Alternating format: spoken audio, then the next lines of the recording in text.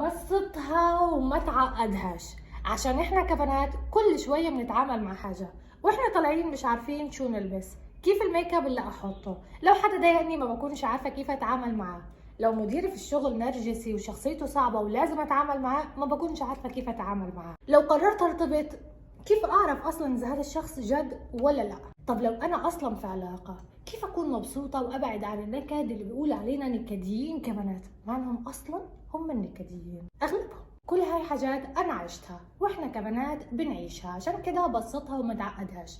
هبقى احكي لكم كل مرة فيديو معلومة عن هاي الحاجات، حاجات انا عشتها، حاجات شفتها مع اصحابي، وحاجات سألت عليها متخصصين، وحاجات قريتها، حاجات اخذتها في كورسات. كل اللي انا هعمله ان انا هنقول لكم كل اللي انا اعرفه واللي هدور لكم عليه كمان. عشان كده تابعوا الفيديوهات الجديدة، بسطها مع حالها وما تعقدهاش. هتلاقوني كل مرة بتكلم فيها عن الميك اب او الفاشن او الطلعات او مكان شفته او مكان رحته، او حتى كيف نغير مودنا وشو اللايف ستايل تبعي، وحتى في العلاقات كيف نفهم الناس اللي بنتعامل معاها وكيف اتعامل معاهم.